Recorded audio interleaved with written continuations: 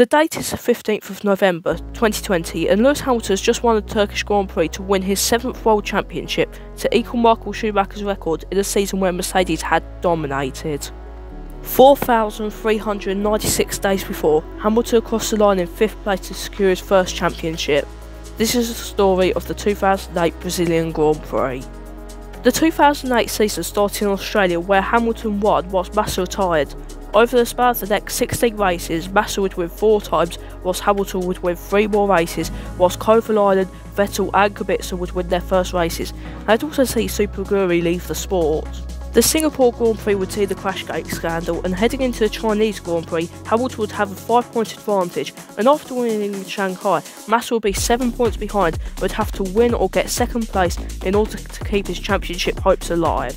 Hamilton meanwhile would have had to get 5th place at minimum to secure the championship, regardless of where Massa finished. In the first qualifying session, Massa would go a quarter of a second faster in front of his home crowd, with Hamilton being in 3rd and 4 tenths off. The next session would show a similar trend as Massa would be on the pace, but Kovalainen, Hamilton's teammate at the time, would go quickest. In the top 10 shootout, Massa would take pole by 4 tenths from Jarno Trulli in the Toyota, whose teammate would have absolutely no involvement in the title battle at all. Sunday would start with rain. The 150,000 strong crowd would have to wait 10 minutes before the start of the race, as it was delayed when it rained, just 4 minutes before the race started. Once the race had actually started, Massa began to pull away to try and cement his championship hopes, as everyone from 5th down was all in order from the positions they started in. But Coulthard, in his final race, was tagged by the Williams of Rosberg heading through the first corner and then was hit by the other Williams of Nakajima. This would mean that the career that had lasted 247 races would end without him reaching the 2nd corner in his final race. Piquet then spun and retired, but this time it did not actually benefit Alonso. After this, Kovalainen was then passed by Vettel and Alonso, so Hamilton had lost his safety net. This incident caused a safety car to be brought out, and then the track began to dry, and this brought around the pit stops. Fisichella, in a Force India that had never even scored points, was 5th with Hamilton just behind him. It took Hamilton until lap 18 to get past, and this meant that he was in 5th place and would win the title if he only just had to stay there. He had to do nothing else. Meanwhile, Massa was still in the lead and was pulling away from the field, setting fastest laps to try and just make sure he gave himself the best chance possible. Timo Glock pitted and refilled the car so it could go to the end on lap 36, with Hamilton and Massa pitting in the next 4 laps. After the rain and the pit stops, Massa led Alonso, Raikkonen and then Hamilton, with Vettel quickly approaching and who could go to the end on his tyres. It looked like Hamilton had it sewn it up, and even though Vettel was quickly gaining, he could be afforded to overtake him, as it would still mean he'll be in 5th place, but that would not be wanted. But then, Hamilton had to just keep it on the road and bring it home, but the weather, well, it had different ideas. On lap 63, rain began to fall and Heidfeld pitted onto intermediate tyres, then Kovalainen pitted 2 laps later before the rest of the field began pitting. Massa and Hamilton pitted as well as all the cars around them, so it looked like the battle for the championship would be over as Hamilton would finish in the top 5, but one man decided to stay out, Timo Glock.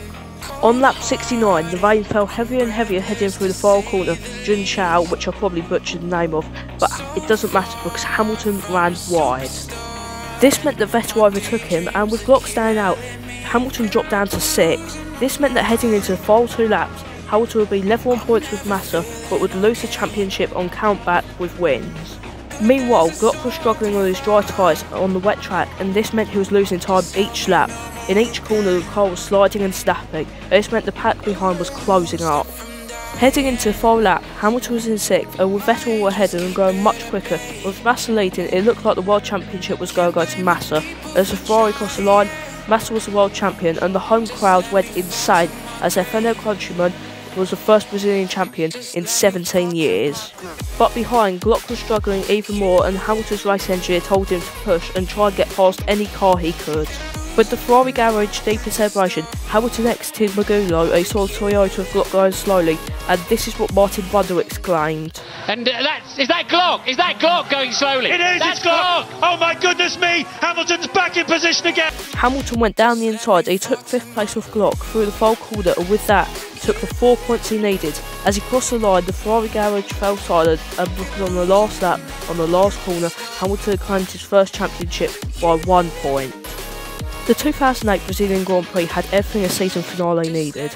It had crazy weather, it had absolute chaos right at the end, and most of all, it had a championship finale that went down to 1 point, and there is absolutely nothing that could top it. You may say 2021 did, but the final corner of the final lap in the final race just can't be beaten for me. But anyway, thank you so much for watching.